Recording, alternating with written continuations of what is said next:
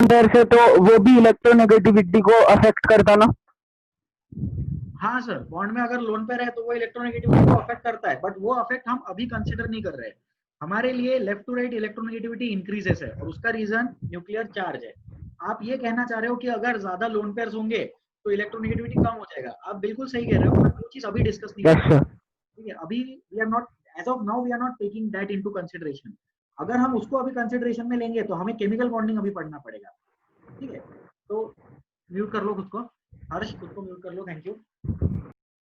देखो कंसेप्ट क्या होता है कि क्लास 9th में, क्लास 10th में, इवन 11th में भी टॉपिक्स का इंट्रोडक्शन आता है, नए नए टॉपिक्स पढ़ाए जाते हैं। अब जब नए नए टॉपिक्स, टॉपिक ए है, टॉपिक बी है, जाहिर सी बात है, it is very obvious that some of the articles of topic A need help from topic B, and some of the articles of topic B will be needing help from topic ए।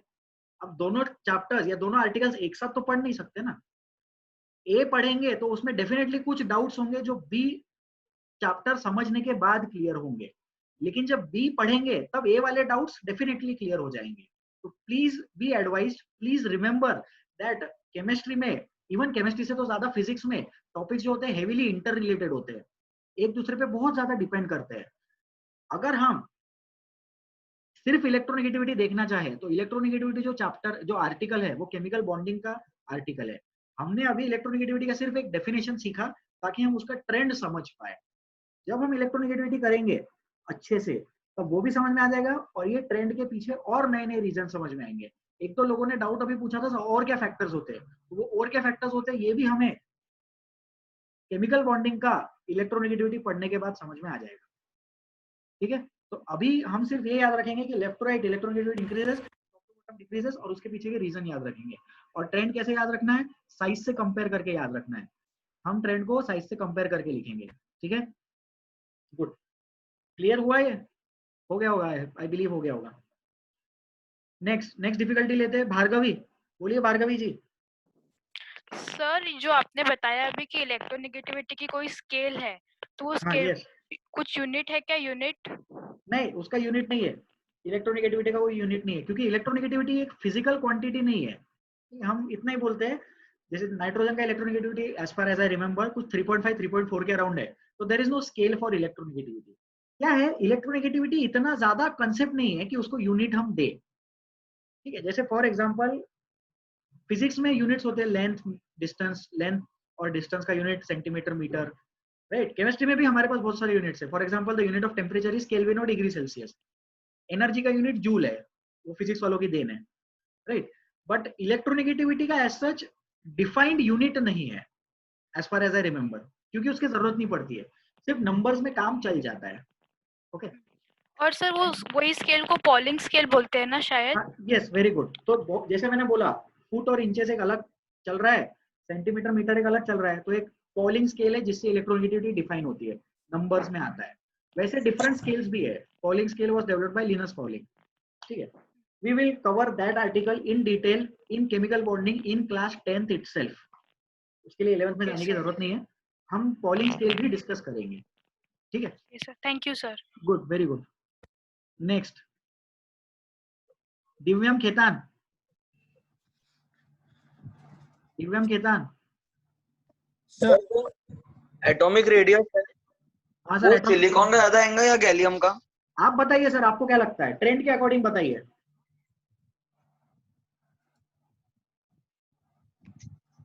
दिव्यम, आपको मेरी आवाज आ रही है? Sir gallium. Gallium का हाँ ज्यादा है, सर। बहुत बहुत बढ़िया। तो कैसा है, अगर ये पीस ऑफ इंफॉर्मेशन आपने कहीं से पढ़ा है तो बहुत अच्छी बात है। गैलियम का एटॉमिक साइज सिलिकॉन से ज्यादा आना चाहिए, लेकिन वहां पे आ जाता है एक्सेप्शन। वो एक्सेप्शन आया डी ब्लॉक एलिमेंट्स की वजह से। तो for the time being we will just remember कि गैलियम का साइज ज्यादा आना चाहिए था, तो वो ज्यादा नहीं आया, उसका रीजन डी ब्लॉक में पढ़ाएंगे। ठीक है, for the time Bing please remember that उस ट्रेंड में भी एक्सेप्शन आ सकता है, और वो एक्सेप्शन हम फ्यूचर में डिस्कस करेंगे। ओके, ठीक है सर। ठीक है। Next, Shreya Malpani. Shreya Malpani, your difficulty please. Sir आपने कल इनर्ट एलिमेंट की एटॉमिक रेडियस कैसे काउंट करना वो समझाया था ना, और उनकी एटॉमिक साइज एक बार सबसे ज्यादा बड़ी क्यों रहती है, तो Right. वो उनका एटॉमिक रेडियस काउंट कैसे करना सर, उसमें कंफ्यूजन है थोड़ा सा, तो वापस समझना था। ठीक है, हम एटॉमिक रेडियस वाला ट्रेंड फिर से देखेंगे। सब लोग बोर्ड पे देखें, please pay attention on the board. As we go from left to right, जैसे जैसे हम लेफ्ट टू राइट जाते हैं, तो जो एटॉमिक रेडियस है, we are discussing the trend of atomic radius. Okay, we are discussing the trend of atomic radius as we go from left to right. Atomic radius क्या होता है? Atomic radius decreases, atomic radius decrease होता है। And as we go from top to bottom, atomic radius क्या होता है? As we go from top to bottom, atomic radius will increase. लेकिन यहां पर एक एक्सेप्शन आ जाता है पीरियड्स में। In periods there are some exception. एक एक्सेप्शन आ जाता है, जो इनर्ट एलिमेंट्स है, जो भी इनर्ट एलिमेंट्स है उनका साइज, इनर्ट एलिमेंट्स का size is maximum. I hope you can read this out. The size of inert elements is maximum for that particular period. Okay, तो अब सब लोग इसको देखें। Yes,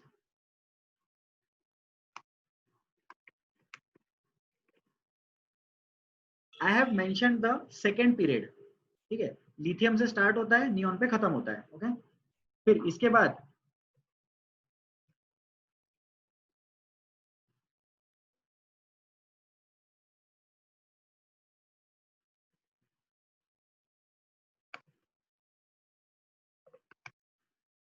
yes, this is the second period and this is the third period. Okay, please give me a moment to arrange the elements properly.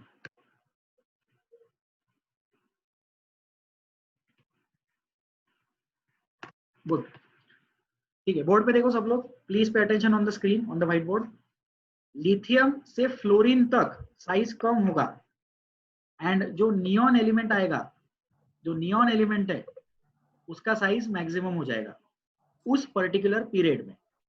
ठीक है, फिर sodium से मैग्नीशियम, सोडियम से क्लोरीन तक, from sodium to chlorine the size will decrease and argon will be maximum in that period.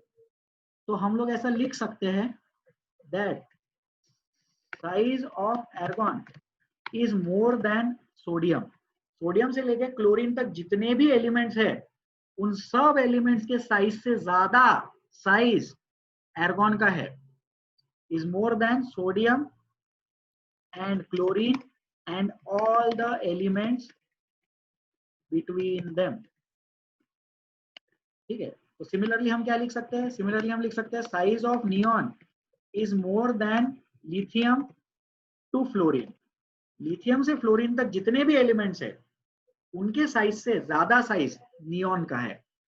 Please pay attention that this information, ये जो भी मैं बता रहा हूं, ये 11th-12th के टेक्स्ट बुक्स में लिखा है, NCERT, CBSE and state board text books में लिखा है। हमारे बुक्स में ऐसा कुछ भी नहीं लिखा है, हमारे मतलब क्लास 10th के बुक्स में। I am just giving you this as a piece of information.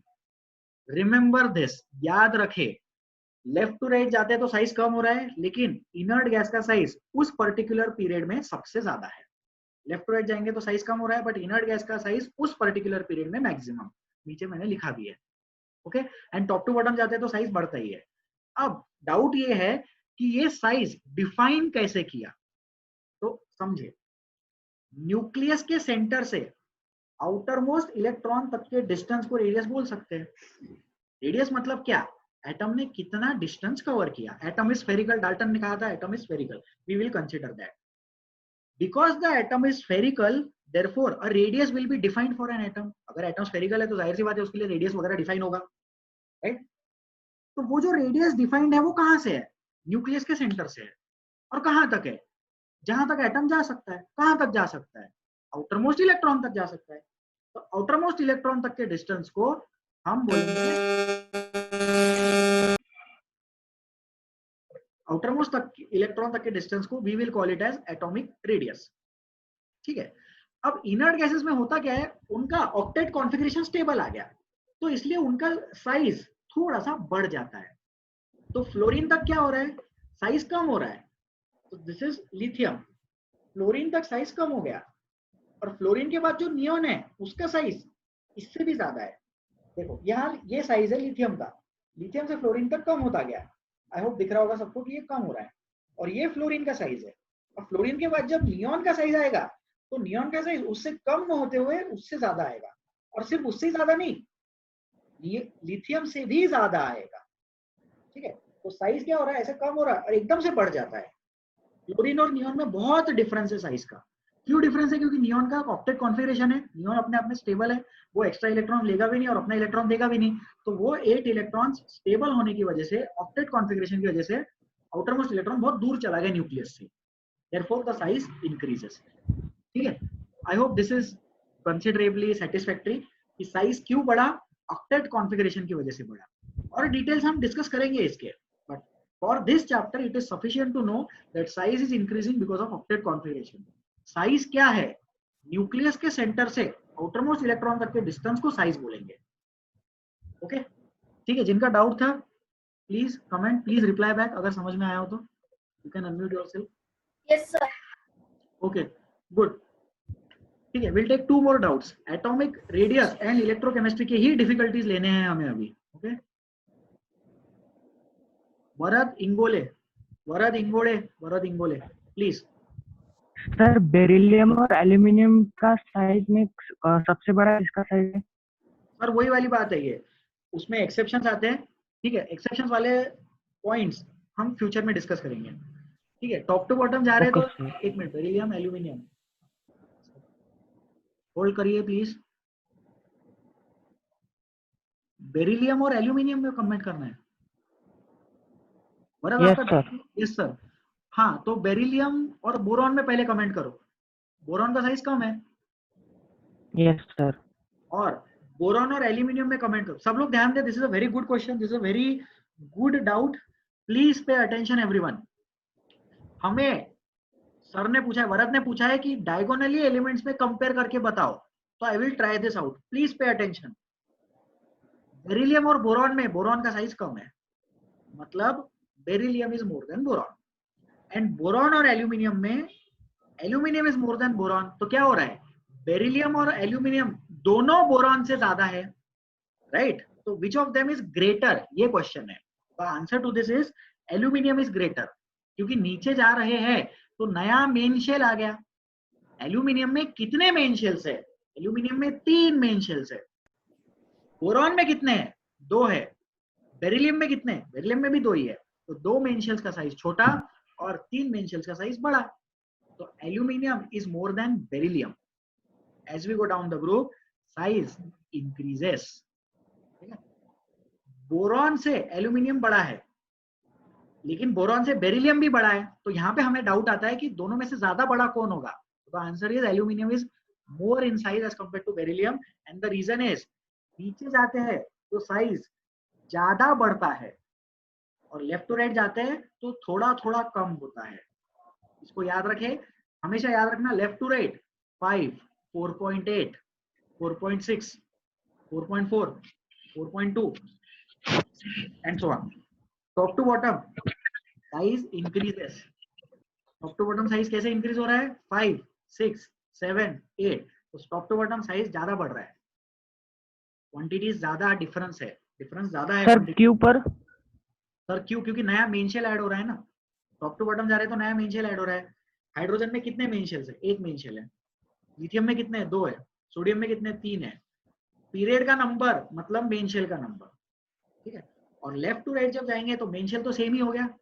तो फिर अगर मेन शेल सेम है तो हम न्यूक्लियर चार्ज देखते हैं। Left to right size decreases because of nuclear charge, and top to bottom size increases because new main shells are being added. ठीक है, ओके, गुड। वरद, आपका डाउट क्लियर हुआ? Varad reply back. Yes sir. Very good sir. Difficulties लेते हैं, एक और doubt लेंगे। Aamir Ahmad hold कीजिए, आपको बोलने का मौका मिलेगा, सबको मिलेगा, ठीक है। और एक स्टूडेंट का डाउट लेते हैं। सर्वेश, बोलिए सर्वेश।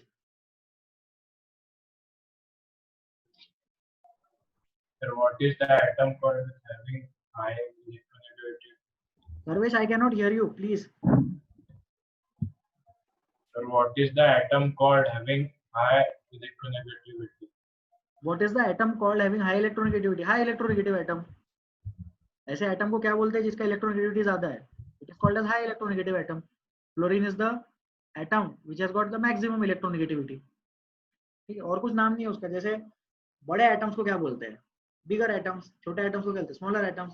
तो हाई इलेक्ट्रोनेगेटिव एटम्स को हाई इलेक्ट्रोनेगेटिव एटम्स बोलते हैं। Halogens are elements which have high electronegativity, है ना।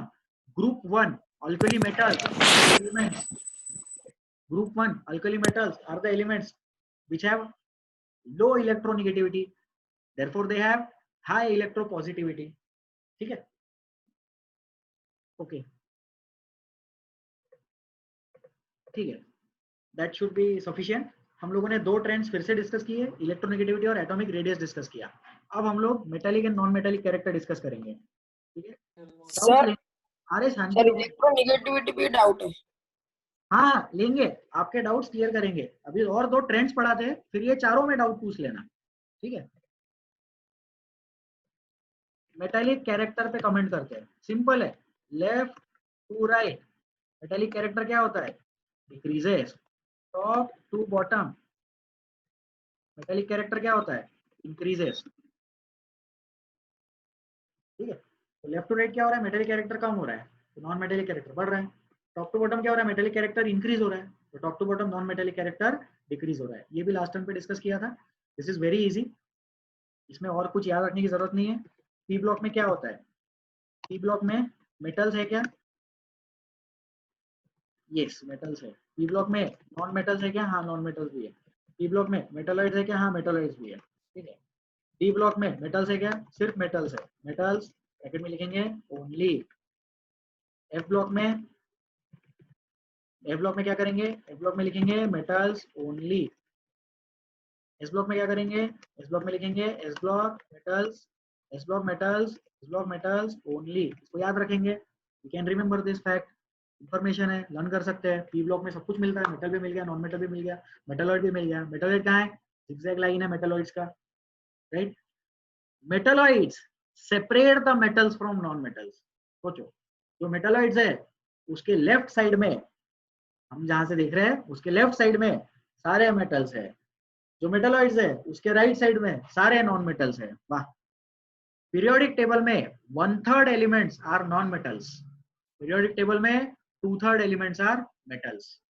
2/3 एलिमेंट्स मेटल्स है और 1/3 एलिमेंट्स क्या है? 1/3 एलिमेंट्स नॉन मेटल्स है।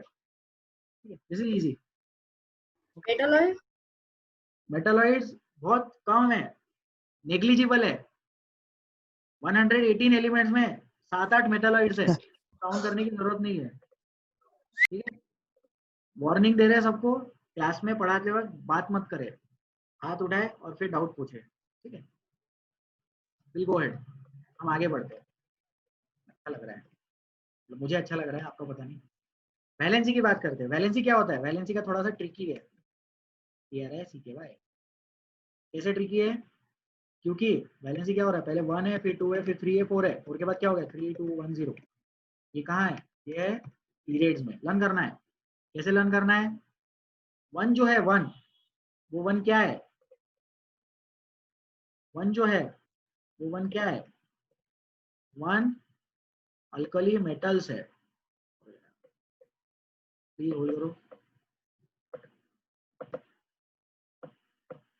यस, 1 क्या है? अल्कली मेटल्स है। 2 क्या है? 2 अल्कलाइन अर्थ मेटल्स है। अल्कलाइन अर्थ मेटल्स है। 2 मतलब जिनका वैलेंसी 2 है। 3 क्या है? 3 बोरॉन फैमिली है। बोरॉन, एल्यूमिनियम, ये सारे बोरॉन फैमिली है। 4 क्या है? 4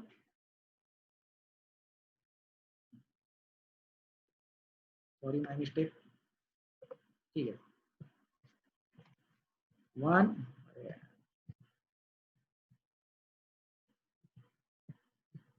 1 2 3। 1 is alkali metals, 2 is alkaline earth metals, 3 क्या है? 3 is boron family। Boron family की वैलेंसी 3 है। The valency of boron family is 3. Valency of alkaline earth metals is 2. Valency of alkali metals is 1. Okay. Next 4, 3 के बाद 4 आता है, 4 के बाद फिर से 3 आता है, 4 3 2 1 0। 4 कौन है? कार्बन फैमिली का वैलेंसी 4 है। कार्बन का कौन है? नाइट्रोजन फैमिली का वैलेंसी 3 है। Valency of oxygen family is 2। Oxygen family का वैलेंसी 2 है, 2। Valency of oxygen family is 2। Valency of after oxygen we have fluorine halogen family. Valency of halogen family is 1, sorry, valency of halogen family is 1 and 0 is the valency of inert elements. तो left to right valency क्या हो रहा है? पहले increase हो रहा है फिर डिक्रीज हो रहा है। तो valency of elements increases and then decreases. तो ये भी एक ट्रेंड है, इसमें वेरिएशन कुछ नहीं है, रैंडमनेस नहीं आया, एक बार बढ़ा फिर कम हुआ, कार्बन तक बढ़ा फिर इनर्ट एलिमेंट्स तक कम हो गया। तो लर्न कर सकते हैं, this is also a trend. ये किसका ट्रेंड है? वैलेंसी का ट्रेंड है। और टॉप टू बॉटम क्या होता है? टॉप टू बॉटम बहुत बढ़िया। टॉप टू बॉटम जो वैलेंसी है वो वैलेंसी क्या होता है? Valency is constant. Valency is constant as we go from top to bottom. ऊपर से नीचे जाएंगे तो valency will remain constant. For a group valency is fixed.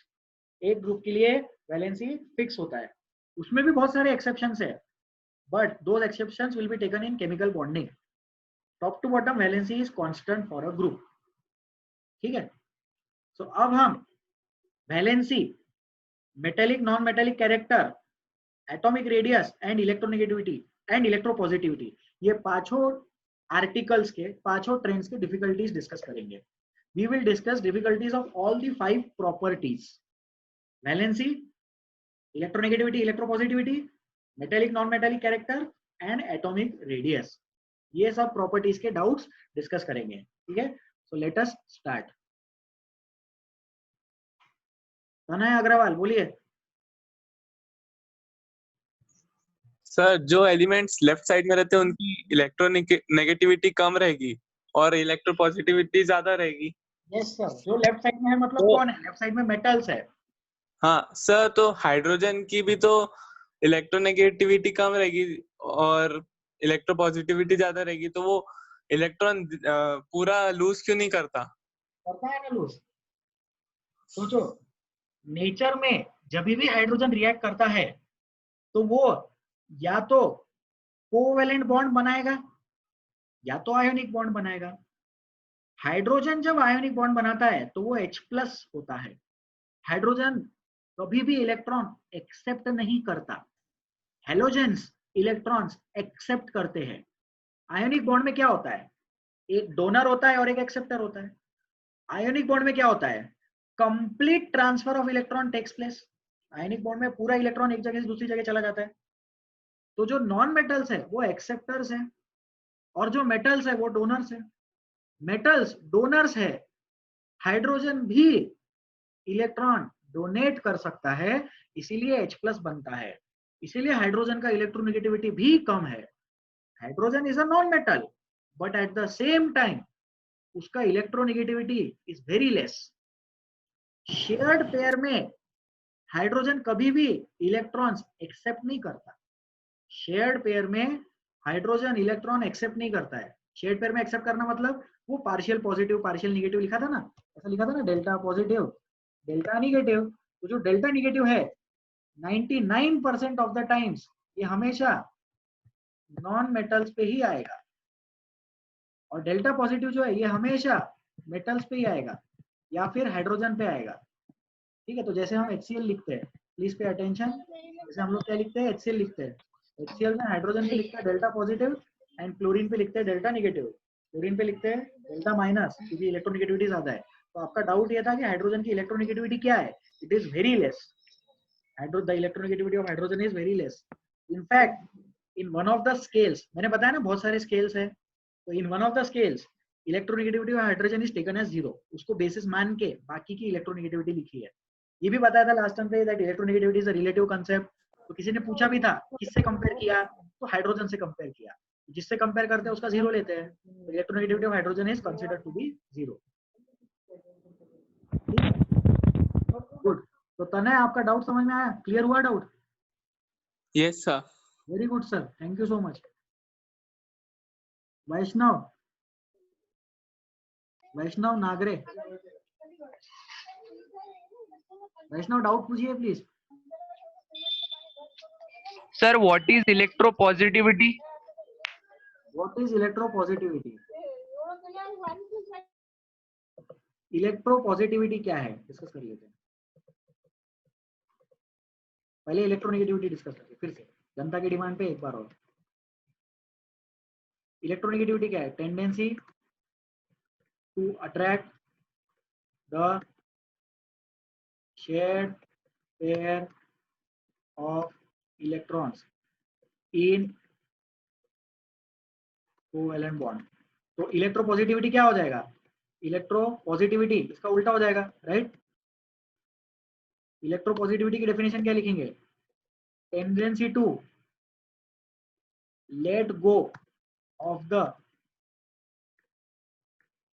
Shared pair of electrons in covalent bond. यहां पे अट्रैक्ट लिखा था, attract मतलब क्या हो रहा है? अट्रैक्ट मतलब पुल करने की टेंडेंसी है। तो वो पुल करने की टेंडेंसी को हम क्या बोलेंगे? इलेक्ट्रोनेगेटिविटी बोलेंगे। तो लेट गो, जाने देने की टेंडेंसी को इलेक्ट्रोपॉजिटिविटी बोलेंगे। इलेक्ट्रोपॉजिटिविटी के साथ डेल्टा पॉजिटिव चार्ज कंसीडर करें। इलेक्ट्रोनेगेटिविटी के साथ with electronegativity consider delta negative charge. जो इलेक्ट्रोनेगेटिव ज्यादा है वो शेड पेयर को खींचेगा तो डेल्टा नेगेटिव आएगा, पार्शियल नेगेटिव आएगा। जो इलेक्ट्रो पॉजिटिव है वो इलेक्ट्रॉन पेयर को जाने देगा तो उस पर डेल्टा पॉजिटिव चार्ज आएगा।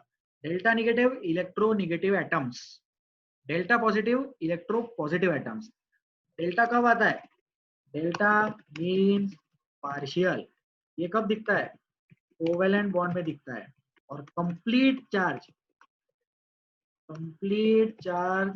सेपरेशन, कंप्लीट चार्ज सेपरेशन कब आता है? कंप्लीट चार्ज सेपरेशन आता है आयोनिक बॉन्ड में। पार्शियल चार्ज कोवेलेंट बॉन्ड में, complete charge separation ionic bond में। इसको लिख लेना, प्लीज राइट दिस डाउन।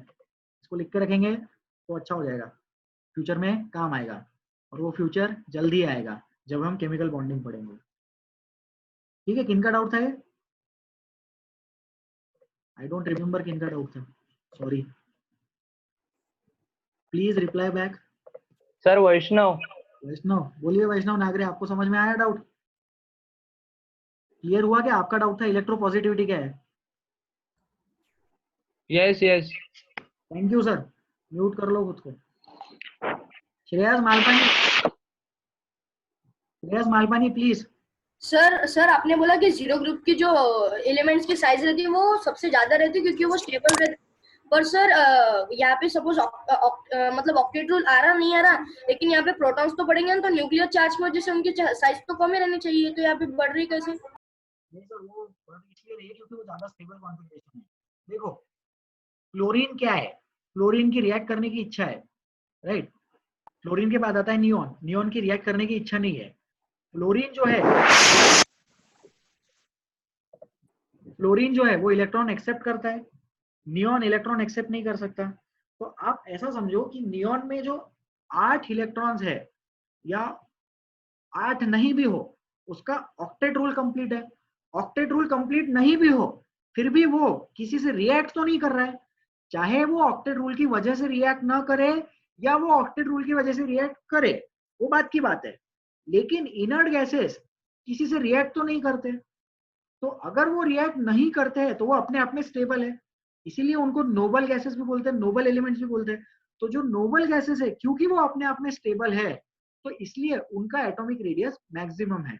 अब आप इसको ऐसा भी समझ सकते हो कि हमने उनका एटॉमिक रेडियस मैक्सिमम कंसीडर किया है या नेचर में उनका ऑलरेडी एटॉमिक रेडियस मैक्सिमम आ गया। ठीक, इसको थोड़ा और पढ़ेंगे, केमिकल बॉन्डिंग पढ़ेंगे, एटॉमिक स्ट्रक्चर पढ़ेंगे, तब आपको समझ में आएगा कि जो एटम की बाउंड्री है वो भी ठीक तरीके से डिफाइंड नहीं है, उसमें भी बहुत सारे वेरिएशंस आते हैं। लेकिन for the sake of periodic table हमने बाउंड्री को डिफाइन कैसे किया है? आउटर मोस्ट इलेक्ट्रॉन तक के डिस्टेंस को डिफाइन किया है। और नोबल गैसेस में आउटर मोस्ट इलेक्ट्रॉन बहुत दूर है। और वो क्यों दूर है? क्योंकि वो रिएक्ट नहीं करने वाला है, वो अपने आप में स्टेबल है इसलिए। ठीक है सर, आप खुद को अनम्यूट कर सकते हैं अभी। श्रेयस समझ में आया आपको? हाँ सर समझ में आया, लेकिन तभी भी वो डाउट है क्योंकि अगर जो इसका न्यूक्लियर चार्ज रहेगा वो तो एटम रहेगा। एक सेकेंड, देखो ऐसा है, ये सबके लिए एक एडवाइस है, थोड़ा टेक्निकल एडवाइस है। I am trying my level best कि आप सब लोगों को म्यूट पे रखूं and you cannot unmute your self. This is my trial या फिर दिस इज माई इंटेंशन कि आप लोगों को मैं खुद से म्यूट पे रख दूं। प्लीज यू ऑल्सो चेक कि आपका फोन म्यूट पे है या नहीं। कई बार क्या होता है, कुछ स्टूडेंट्स का गलती से फोन अनम्यूट हो जाता है, या कुछ स्टूडेंट्स जानबूझ के फोन को अनम्यूट कर रहे हैं और फोन में एयर ब्लो कर रहे हैं, फोन में फूंक मार रहे हैं। गलती से भी हो रहा होगा या जानबूझ के भी हो रहा होगा। प्लीज पे अटेंशन कि क्लास को डिस्टर्ब ना करे। अगर किसी को डाउट पूछना है तो एटलीस्ट उस पॉइंट ऑफ टाइम पे तो मुझे अनम्यूट करना पड़ेगा, राइट? तो प्लीज कोऑपरेट, ठीक है? श्रेयस एक बार फिर से आपका डाउट बोलिए।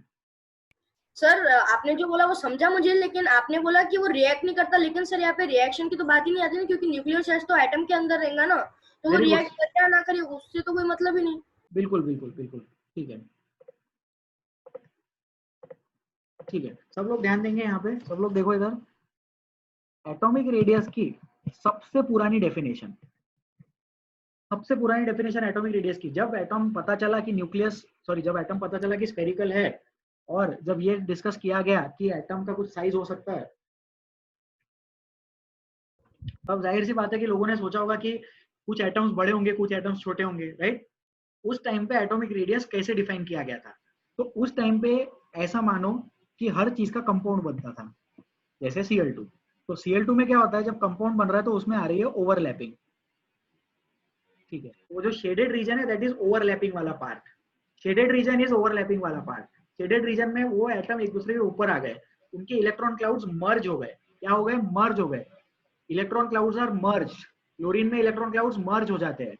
लेकिन अगर यही हम लोग मेटल की बात करें, जैसे Na मेटल है, तो इट इज एन अजम्पशन, ये एक अजम्पशन है कि उसके जो एटम्स रहेंगे वो एक दूसरे को चिपके हुए रहेंगे, इन दोनों के बीच में कोई स्पेस नहीं है, ठीक है? ठीक है, ये कुछ ऐसा है, ठीक है? This is better. तो ये जो सोडियम है, सोडियम के एटम्स ऐसे चिपके हुए हैं। तो एक बात हो गई ओवरलैपिंग, ऐसा। एक बात हो गई टचिंग है, चिपके हुए एटम्स।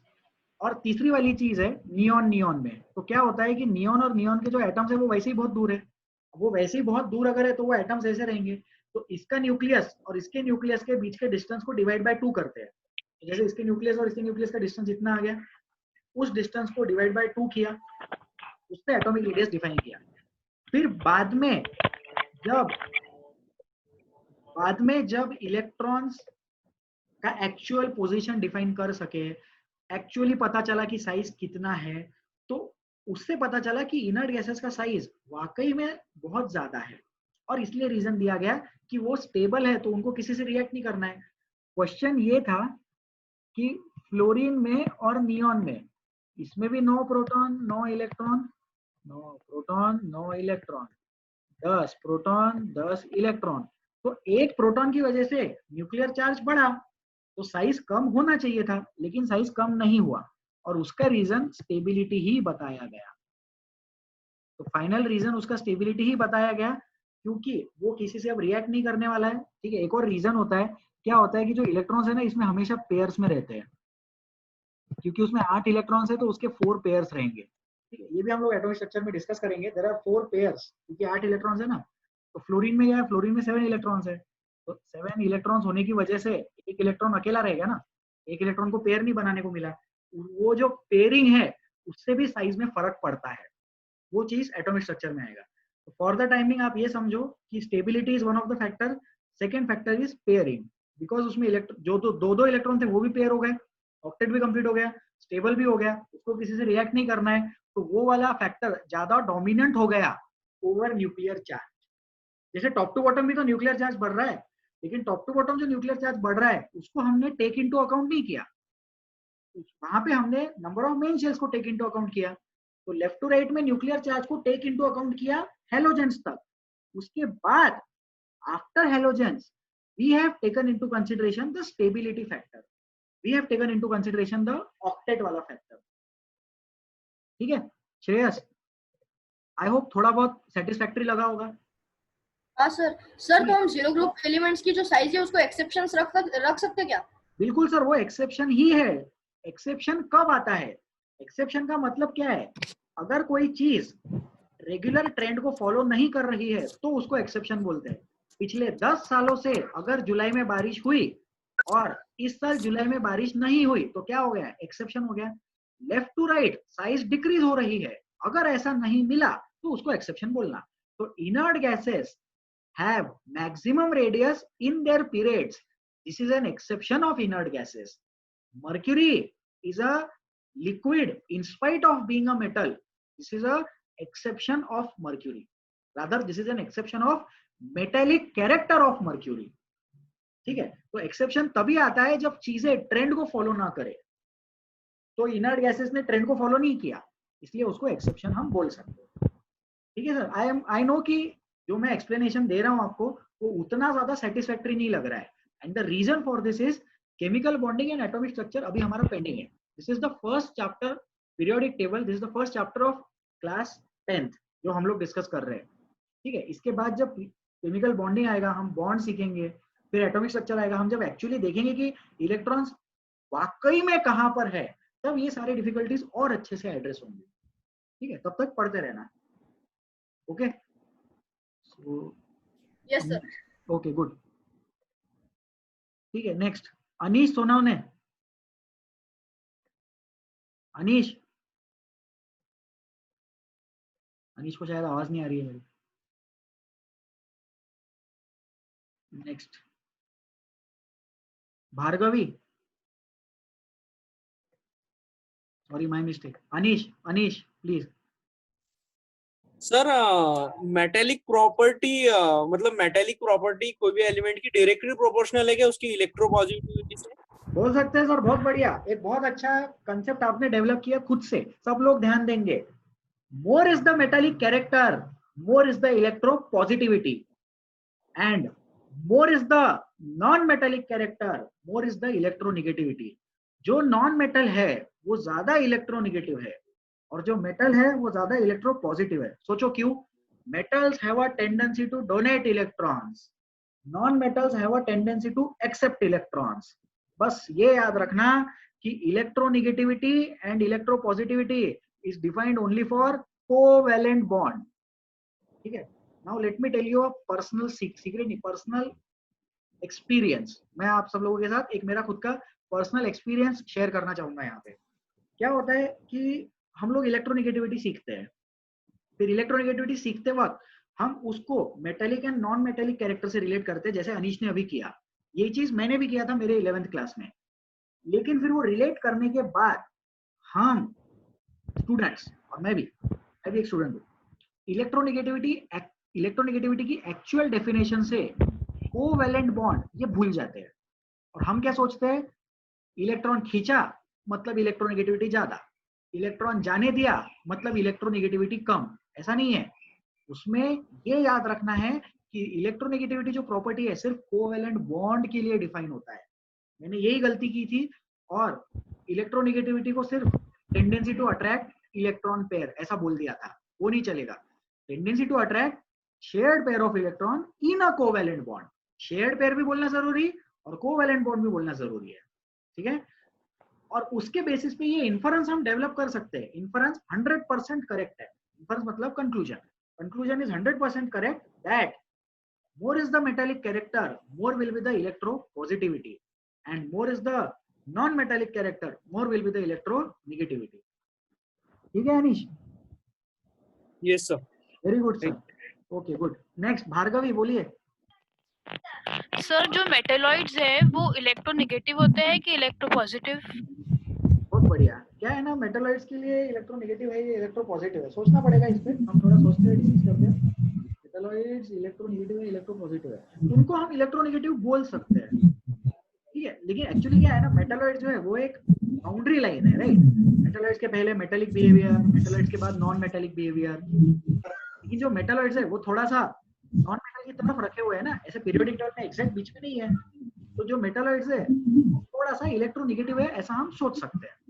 उसका रीजन और एक ये है कि जो मेटलॉइड्स है वो कोवेलेंट बॉन्ड ज्यादा बनाते हैं, है ना। Metalloids can form covalent bonds in a better manner as compared to metals. तो मेटलॉइड का मैंने बताया था, मेटलॉइड मतलब क्या है, एक ऐसी चीज है जो मेटल जैसी प्रॉपर्टी दिखाता है और नॉन मेटल जैसी भी प्रॉपर्टी दिखाता है, राइट। तो मेटलॉइड्स जो है वो बॉन्डिंग के वक्त नॉन मेटल जैसी प्रॉपर्टी दिखाते हैं, तो बॉन्डिंग के वक्त वो कोवेलेंट बॉन्ड जैसा बिहेवियर दिखाते हैं, तो उनको हम थोड़ा सा इलेक्ट्रोनेगेटिव बोल सकते हैं, बट बहुत ज्यादा इलेक्ट्रोनेगेटिव नहीं है वो, क्योंकि उनके आगे बहुत सारे प्योर नॉन मेटल जो एक्चुअली इलेक्ट्रोनेगेटिव। इसमें हम एक और चीज डिस्कस करेंगे। मैंने बताया था कि मेटल्स और नॉन मेटल्स क्या होते हैं। मेटल्स और नॉन मेटल्स एसिड बेसिस जैसा नहीं है। दीदी आई कुछ नहीं हो रहा, दीदी आई कुछ। ठीक है यार, आपको आवाज आ रही है क्या मेरी? एक second.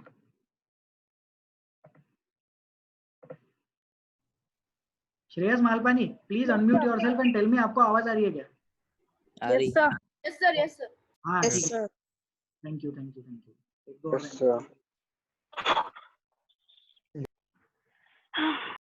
Nayan Sonone, yes sir. Nayan Sonone please unmute yourself. Nayan आप हो कनेक्टेड यहाँ पे?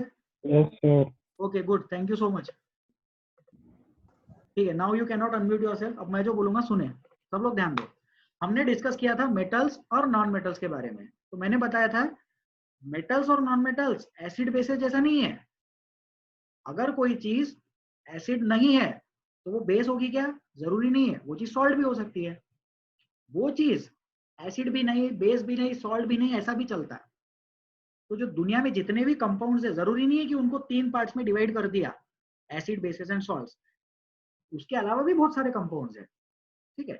लेकिन दुनिया में जितने एलिमेंट्स है, all the elements in nature, universe में जितने भी एलिमेंट्स है, हमें जितने पता है ऑब्वियसली, उन सारे एलिमेंट्स को metals, non metals and metalloids में डेफिनेटली डिवाइड कर दिया गया है, ठीक है।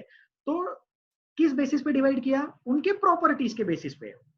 तो जो लोग प्रॉपर्टीज फॉलो करते हैं उन लोगों को मेटल्स बोलते हैं, जो लोग प्रॉपर्टीज फॉलो नहीं करते उनको नॉन मेटल्स बोलते हैं, और जो कभी कभी करते हैं और कभी कभी नहीं करते उनको मेटलॉइड्स बोलते हैं, ठीक है। तो हम इसको ऐसे याद रखें, जो मेटलॉइड्स है ये वो जनता है जो अंडे खाती है। मेटल्स जो रूल्स को फॉलो करते हैं कि हम सिर्फ वेजिटेरियन खाएंगे। तो नॉन वेजिटेरियन में वो चीज ये है कि वो वेजिटेरियन नहीं है, ठीक है। और मेटलॉइड्स क्या हो गए? जो वो लोग हैं जो अंडे खा लेते हैं, या ये वो वाली जनता है जो ट्यूसडे को नॉनवेज खा लेती है, और some other day of the week for that matter. तो वेजिटेरियन एंड नॉन वेजिटेरियन, तो नॉन वेजिटेरियन में नॉन आया वेजिटेरियन के साथ। Metals and non metals, non metals में नॉन आया मेटल्स के साथ। और मेटलॉइड्स जिगजैग लाइन बीच वाला। मेटलॉइड्स के पहले सारे मेटल्स प्रॉपर मेटल्स, मेटलॉइड्स के बाद सारे non metals proper noun metals. Non metals more electronegative, metals less electronegative, less electronegative therefore more electropositive। उधर non metals more electronegative therefore less electropositive, ठीक है। I hope this is okay. चलो doubts continue करते हैं, please cooperate. मैं अभी unmute करूंगा, sorry मैं अनम्यूट करने का ऑप्शन ओपन करूंगा, वही स्टूडेंट अनम्यूट करे जिनको मैं रिक्वेस्ट करूंगा डाउट पूछने के लिए, ठीक है। आदित्य डेहनकर बोलिए, आदित्य, आदित्य बोलिए। Yes, sir. As a hydrogen has a higher metallic character, then why it is not considered as a metal? Hydrogen is a non metal because उसकी बहुत सारी इंपॉर्टेंट प्रॉपर्टीज नॉन मेटल जैसी है। बहुत ज्यादा इंपॉर्टेंट प्रॉपर्टी हाइड्रोजन की covalent bond formation है। अगर हम हाइड्रोजन को मेटल बोल देते तो हाइड्रोजन के कोवेलेंट कंपाउंड सारे के सारे एक्सेप्शन बन जाते, ठीक है। तो इसलिए हाइड्रोजन की टेंडेंसी टू डोनेट इलेक्ट्रॉन, इसको एक्सेप्शन बोल दिया और हाइड्रोजन को नॉन मेटल बोल दिया। क्या होता है कि उसको मेटल बोले या नॉन मेटल बोले, ये एक बहुत बड़ा क्वेश्चन है। The answer to this question is defined on the basis of number of properties and the importance of the properties।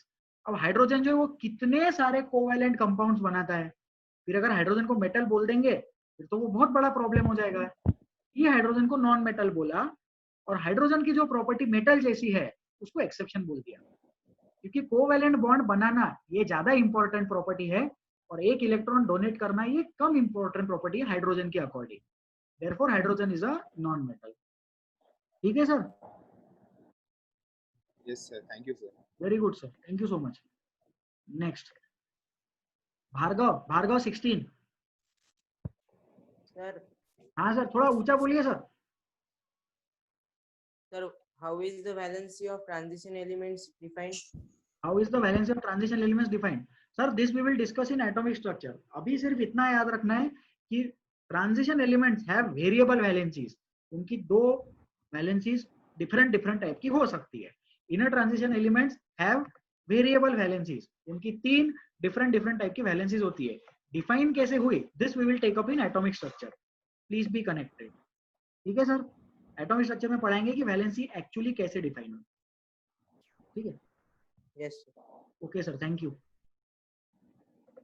Next Parag बोलिए। सर वो इनर्ट गैसेस का एक एक्सेप्शन है ना कि वो रूल फॉलो नहीं करते ट्रेंड का, पर हम उसे नया ट्रेंड क्यों नहीं बोल सकते? तो नया ट्रेंड इसलिए नहीं बोल सकते क्योंकि ट्रेंड होने के लिए उस चीज में एक रेगुलरिटी आनी चाहिए। ठीक है? जैसे रेगुलरिटी इन द सेंस, अगर हम 4 साल का ब्लॉक कंसीडर करें, जैसे 2001, 2002, 2003 एंड 2004, अगर ये 4 साल का ब्लॉक कंसीडर करें तो उस 4 साल के ब्लॉक में जब 2004 आया तो वो लीप ईयर था। तो वो लीप ईयर था तो 29 फरवरी को हमने सिर्फ एक्सेप्शन के टर्म्स में लिया। लेकिन अगर हम 100 साल और 1000 साल का कैलेंडर देखें तो हर 4 साल में वो चीज रिपीट हो रही है। हर 4 साल में वो चीज रिपीट हो रही है, इसलिए उसको ट्रेंड बोलेंगे।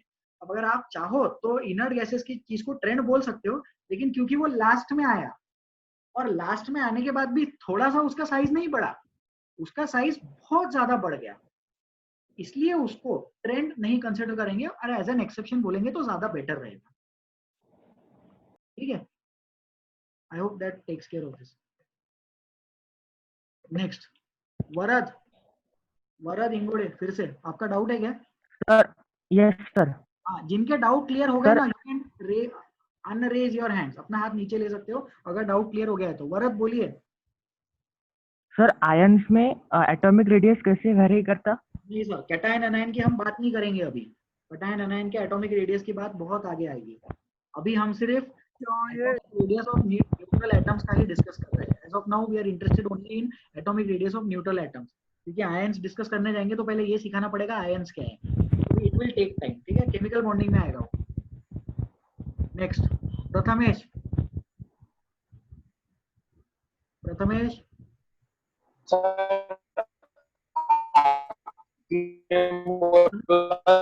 मोबाइल को दूर पकड़ो।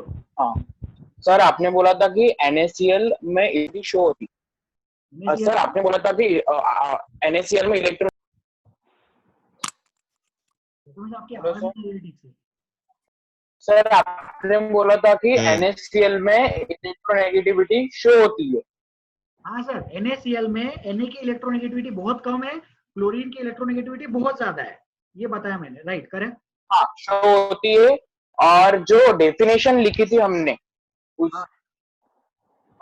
उसमें आपने बोला, आपने सिर्फ कोवेलेंट बॉन्ड का नाम लिया, आयोनिक बॉन्ड का नाम नहीं लिया। तो आयोनिक बॉन्ड ऐड करना चाहिए क्या? डेफिनेशन में नहीं। डेफिनेशन में electronegativity is defined only for covalent bonds. उसका रीजन ये है, सब लोग बोर्ड पे देखें please.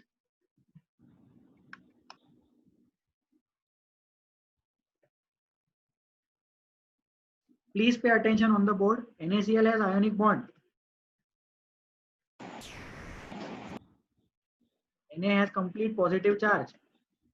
Cl has complete negative charge. ठीक है? ये कंसेप्ट है। अब इसके बाद जब आता है HCl, HCl has covalent bond. तो H has partial positive charge. Cl has partial negative charge, ठीक है। अब every bond, please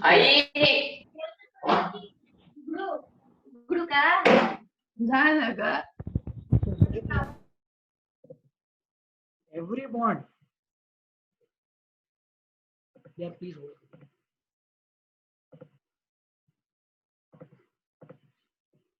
Let's continue. Every bond has some character of both ionic bond and covalent bond. There is no pure covalent or ionic bond, ठीक है। फिर ionic bond can be considered to be a very special case of covalent bond.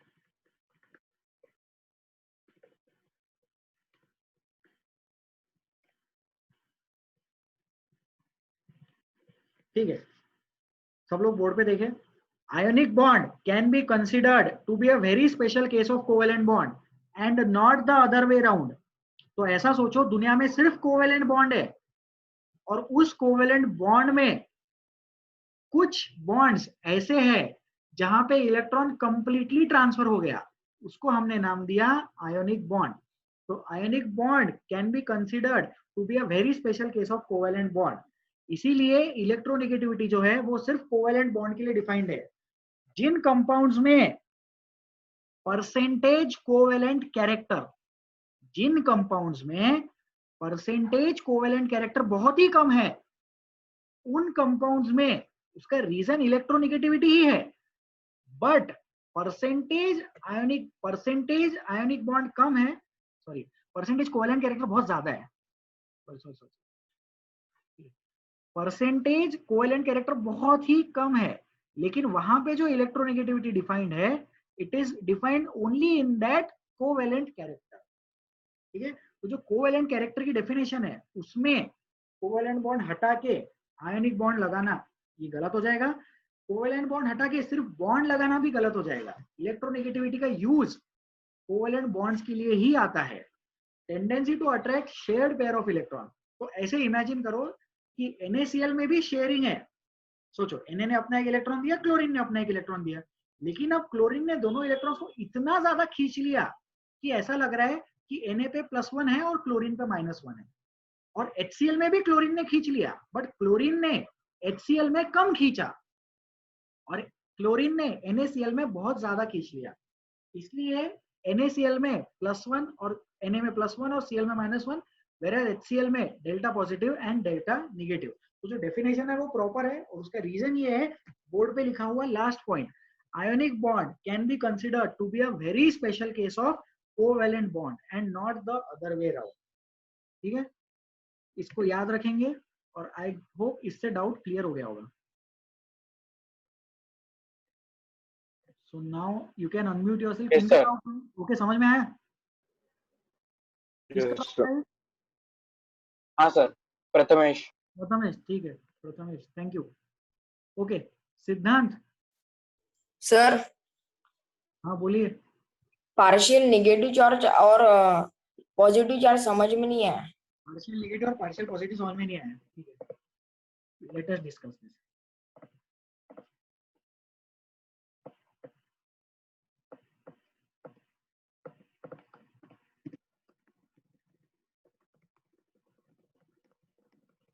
Partial negative and partial positive charge,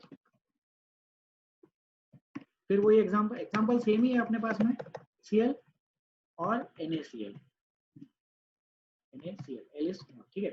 HCl में क्या है? Sharing of electrons है,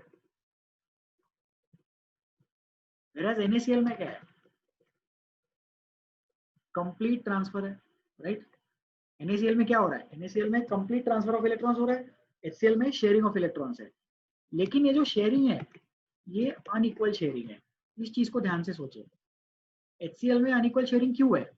क्योंकि chlorine का electronegativity जो है, क्लोरीन का En is greater than H का En। H का इलेक्ट्रोनेगेटिविटी कम है, क्लोरीन का इलेक्ट्रोनेगेटिविटी ज्यादा है, इसलिए क्या हो गया? अनइक्वल शेयरिंग हो गया। अनइक्वल शेयरिंग की वजह से क्या हो गया? Chlorine has got more electron density, जो शेयर्ड पेयर ऑफ इलेक्ट्रॉन था वो क्लोरीन की तरफ शिफ्ट हो गया।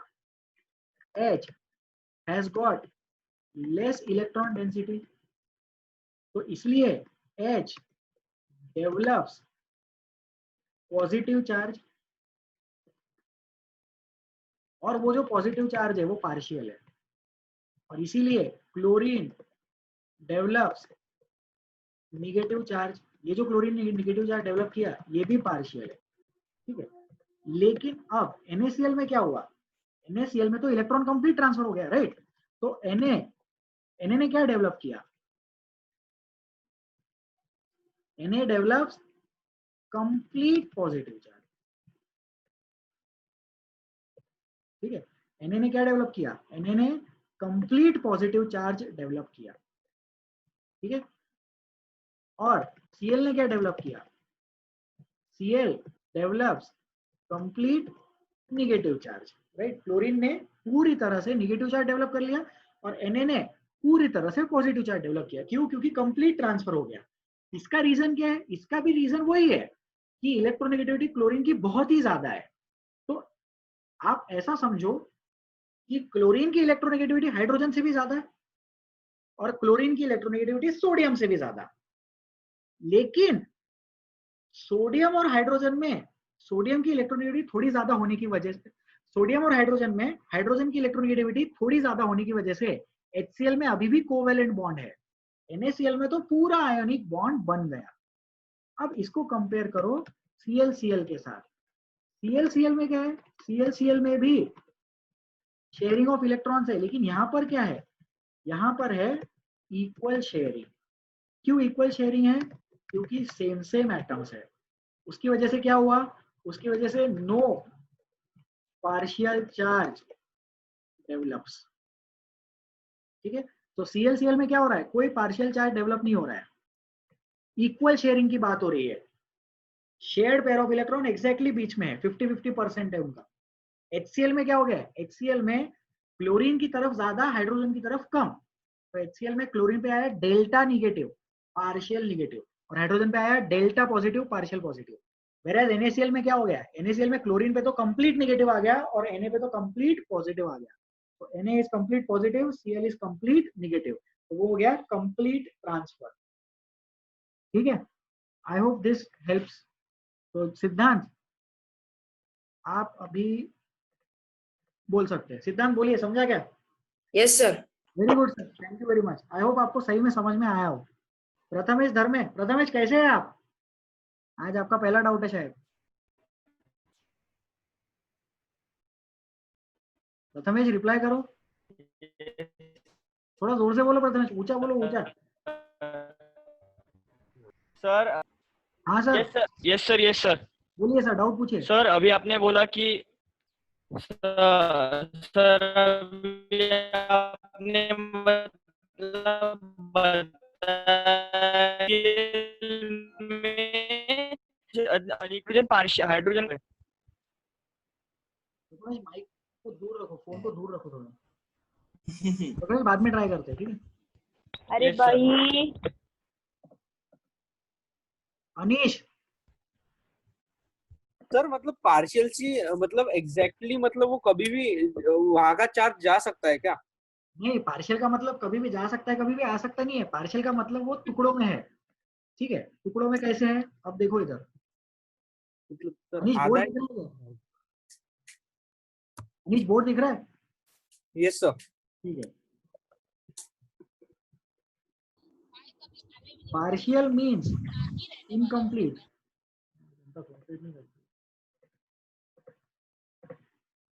ठीक है, पार्शियल का मतलब होता है इनकम्प्लीट, ठीक है। It means that some electron density has shifted. Complete means complete. Complete मतलब कंप्लीट है. It means one complete electron has shifted. NaCl में एक इलेक्ट्रॉन चला गया. MgO में 2 इलेक्ट्रॉन्स कंप्लीटली चले गए. MgO में 2 इलेक्ट्रॉन कंप्लीटली चले गए. NaCl में एक इलेक्ट्रॉन शिफ्ट हुआ. ठीक है.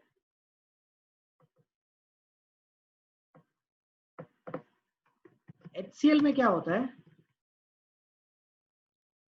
In HCl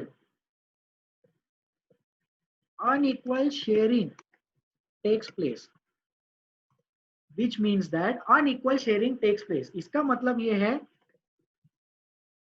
the shared pair of electron is not in exact between. सब लोग बोर्ड पे देखिए प्लीज, बोर्ड पे देखो सब लोग. अनइक्वल शेयरिंग हो रही है HCl में. इसका मतलब जो शेयर्ड पेयर ऑफ इलेक्ट्रॉन्स है वो एग्जैक्टली बीच में नहीं है. It is now shifted. It is now shifted towards chlorine atom. वो जो है वो क्या हो गया? क्लोरीन की तरफ शिफ्ट हो गया. लेकिन ClCl में क्या हो रहा है? ClCl में एग्जैक्ट बीच में है शेयर्ड पेयर ऑफ इलेक्ट्रॉन्स. तो 3 कंपाउंड सोचो. Cl2 एग्जैक्ट बीच में है shared pair of electrons. HCl chlorine की तरफ शिफ्टेड है. और NaCl में इतना शिफ्ट हो गया शेयर्ड पेयर ऑफ इलेक्ट्रॉन कि देखने वाले को ऐसा लगा सोडियम ने एक इलेक्ट्रॉन पूरी तरह से दे दिया. NaCl Na ने इलेक्ट्रॉन दे दिया. HCl हाइड्रोजन ने भी दिया, क्लोरीन ने भी दिया, शेयर्ड पेयर बना, लेकिन वो शेयर्ड पेयर क्लोरीन के पास है. Cl2 क्लोरीन ने भी दिया, दूसरे क्लोरीन ने भी दिया, लेकिन शेयर्ड पेयर एग्जैक्टली बीच में है. तो तीनों में डिफरेंस है. तो पार्शियल का मतलब होता है इनकम्प्लीट. कुछ इलेक्ट्रॉन डेंसिटी शिफ्ट हुई, पूरा इलेक्ट्रॉन नहीं चला गया, थोड़ी सी इलेक्ट्रॉन डेंसिटी चली गई. ठीक है प्रथमेश, समझ में आया? देखो होल्ड करो. हाँ प्रथमेश, अब बताइए समझ में आया आपको? Yes sir. ओके सफिशिएंट है. नेक्स्ट श्रेयस मालपानी, बोलिए. सर जो HCl का बॉन्ड है उसमें Cl को तो शेयर्ड पेयर का जो इलेक्ट्रॉन है वो तो मतलब बराबर इसमें मिल रहा, पर H को तो कम मिल रहा है. तो H के स्टेबिलिटी में कुछ फर्क नहीं आता क्या? बहुत बढ़िया. H के स्टेबिलिटी में कुछ फर्क नहीं आता है. एज ऑफ नाउ H के स्टेबिलिटी में कुछ फर्क नहीं आता है. लेकिन जब HCl को अपन पानी में डालते हैं तो HCl का बॉन्ड ब्रेक हो जाता है. क्यों ब्रेक होता है? क्योंकि HCl जो है वो ऑलरेडी पार्शियल चार्जेस डेवलप कर चुका है. तो Cl2 को पानी में डालेंगे तो Cl2 का बॉन्ड ब्रेक नहीं होता. NaCl को पानी में डालते हैं तो वहां बॉन्ड ब्रेक होता है. उसी तरह से HCl का बॉन्ड भी ब्रेक होता है क्योंकि HCl में पार्शियल चार्जेस डेवलप हो चुके हैं.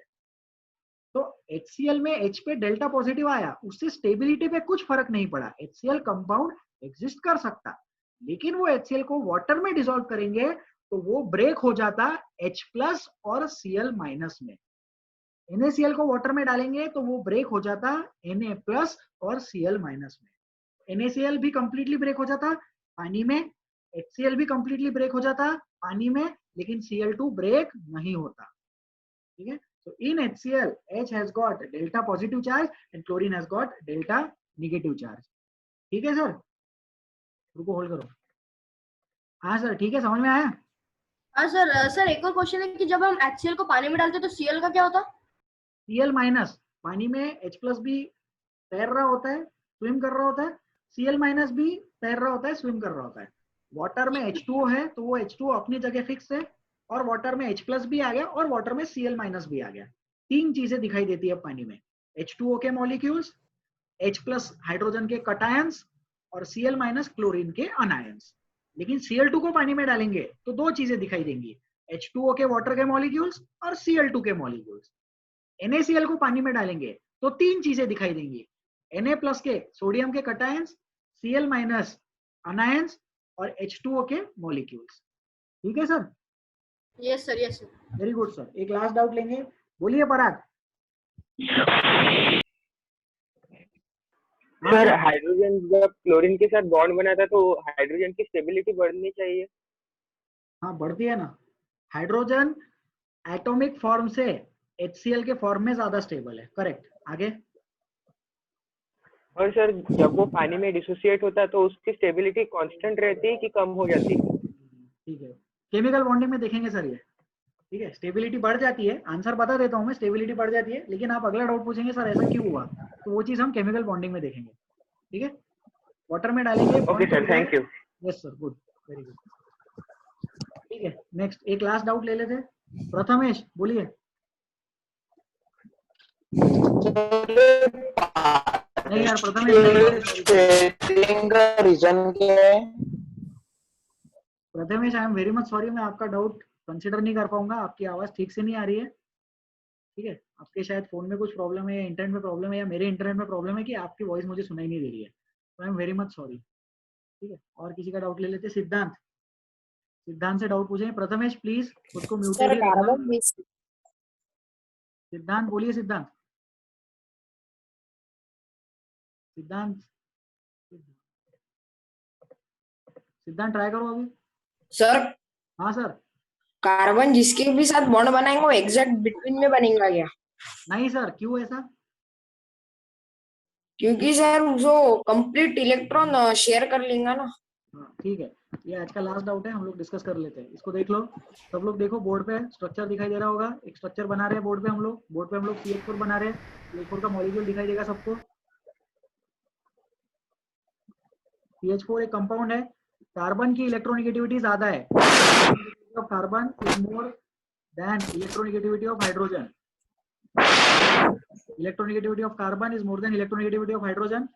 कार्बन पे इलेक्ट्रोनेगेटिविटी ज्यादा होने की वजह से कार्बन पे डेल्टा नेगेटिव चार्ज आता है और हाइड्रोजन पे डेल्टा पॉजिटिव चार्ज आता है। हाइड्रोजन पे डेल्टा पॉजिटिव चार्ज आता है, चारों हाइड्रोजन पे डेल्टा पॉजिटिव चार्ज आता है। तो कार्बन पे जो डेल्टा नेगेटिव है वो 4 टाइम्स डेल्टा पॉजिटिव चार्ज है। ठीक है, तो यहाँ पर CH4 में भी जो है इलेक्ट्रोनेगेटिविटी डिफरेंस है। ठीक है, there is electronegativity difference in CH4। Carbon has got delta negative charge and hydrogen has got delta positive charge. ठीक है, इसी के साथ हम आज का क्लास खत्म करेंगे। Thank you very much, thank you for इतने देर बैठे रहने के लिए। नेक्स्ट टाइम पे मिलेंगे, कल क्लास है। ठीक है, कल क्लास है, यही टॉपिक डिस्कस होगा, कल ये टॉपिक खत्म हो जाएगा। ठीक है, थैंक यू सो मच।